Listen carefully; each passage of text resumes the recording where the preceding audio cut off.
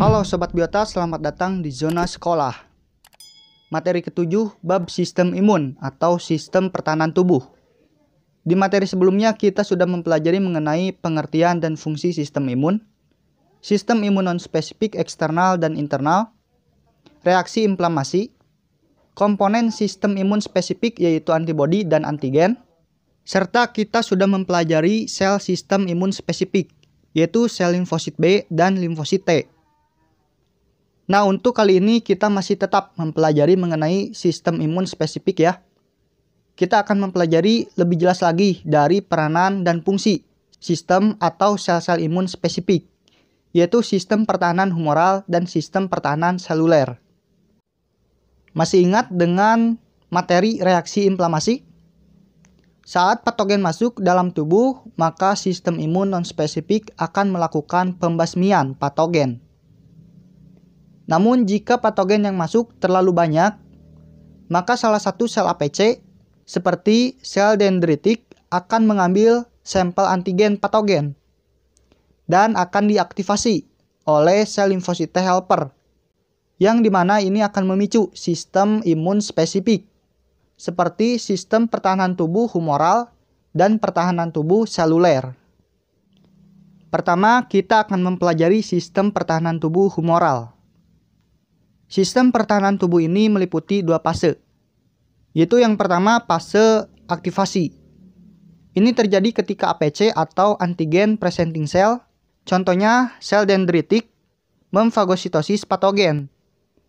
Sel dendritik ini akan menghasilkan MHC2 yang akan mengikat antigen pada patogen tadi. Kemudian akan menjadi kompleks MHC2 dan akan dimunculkan pada membran sel dendritik.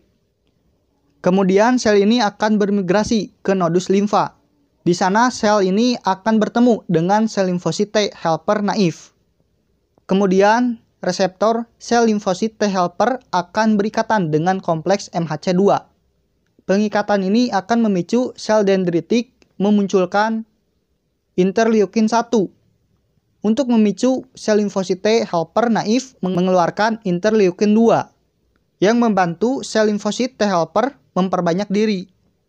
Nah, sel limfosit T helper ini akan memunculkan reseptor yang dapat mengenali antigen pada patogen yang dibawa sel dendritik secara spesifik tadi. Nah, ini merupakan sel T helper yang sudah aktif ya. Sampai sini paham ya?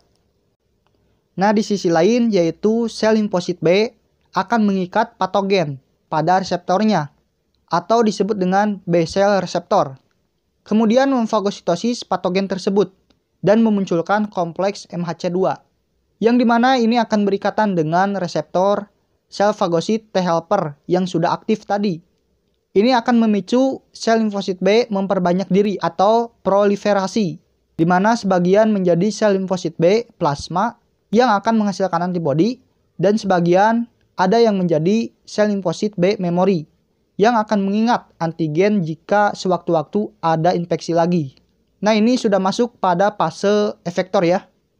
Sel B plasma pada proliferasi awal akan menghasilkan antibodi tipe M.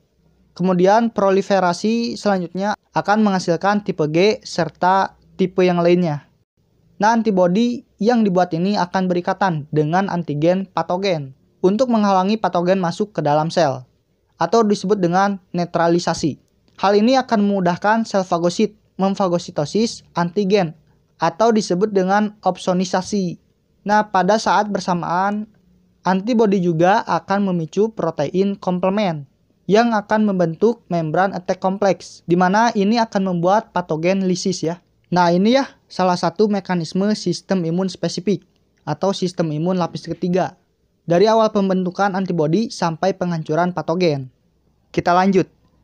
Nah, ketika kita sudah sembuh dari patogen tadi, misalnya beberapa hari kemudian ada patogen yang sama menyerang tubuh kita kembali, maka sel limfosit B memori dapat langsung mengenali antigen dari patogen tersebut dan akan langsung berikatan serta membuat sel B memori ini berproliferasi. Jadi sel B memori lagi, dan sebagian besar menjadi sel limfosit B plasma, yang dimana akan membuat antibodi untuk menyerang kembali patogen. Nah, semakin banyak antibodi yang dihasilkan, maka akan mempercepat penyembuhan daripada serangan patogen yang sebelumnya. Nah, itu ya mekanisme dari sistem pertahanan tubuh humoral, salah satu sistem pertahanan tubuh lapis ketiga atau sistem imun spesifik. Selanjutnya sistem pertahanan tubuh spesifik seluler. Tapi sebelum itu, for your information sob, channel ini memiliki bab konten diantaranya zona sekolah, zona binatang, zona akuatik, zona tumbuhan, zona biobisnis, zona peliharaan, zona biotraveling. Channel ini dalam tahap pengembangan, maka akan sangat berharga bagi kami jika Sobat Biota semua membantu channel ini untuk berkembang, minimal dengan cara mensubscribe channel ini. Jadi, please for subscribe now. Nah, jika serangan patogen tadi yang sudah terlanjur masuk dan menginfeksi sel, maka akan terjadi sistem pertahanan tubuh seluler. Nah, itu merupakan sistem pertahanan tubuh kita yang paling terakhir. Patogen yang masuk dalam sel pertama akan dihancurkan oleh lisosom dan akan menyisakan antigen. Antigen ini akan berikatan dengan MHC1 pada sel dan akan memunculkannya di membran selnya menjadi kompleks MHC1. Nah, kita balik lagi ke nodus limfa. Sel dendritik yang tadi sudah membawa antigen dari patogen yang belum masuk ke dalam sel, kompleks MHC2-nya akan berikatan dengan reseptor sel limfosit T helper ya, dan memicu sel dendritik itu mengeluarkan interleukin 1 yang dapat memicu sel T helper mengeluarkan interleukin 2. Nah, interleukin 2 ini dapat memicu sel T helper lain melakukan proliferasi. Sebagian menjadi sel T helper dan sebagian lagi menjadi sel T regulatory. Selain itu, interleukin 2 akan membantu mengaktifasi dan proliferasi sel T sitotoksik yang berikatan dengan kompleks MHC1 antigen pada sel dendritik. Nah, sel limfosit T sitotoksik ini akan bermigrasi pada area sel yang terinfeksi dan akan mengenali kompleks MHC1 pada sel terinfeksi dan kemudian akan berikatan. Kemudian sel T sitotoksik akan melepaskan perposin untuk merusak membran sel dan akan mengeluarkan granzim untuk memprogram apoptosis atau pembunuhan sel secara terencana ya. Sehingga sel terinfeksi ini akan lisis dan mati. Di sisi lain, sel T helper dan sel T sitotoksik akan menghasilkan TNF dan INF untuk memberikan sinyal pada makrofag supaya datang dan memakan sel yang mati ini. Ketika sel mati sudah habis dan dibersihkan, maka sel T helper dan sel T sitotoksik akan dinonaktifkan oleh sel T regulatory supaya tidak menyerang sel yang sehat. Kemudian keduanya akan membentuk sel T memory untuk mengingat jenis antigen yang telah masuk. Jadi ketika ada serangan lagi dari patogen yang sama, maka sel T memory akan langsung mengenali patogen tersebut.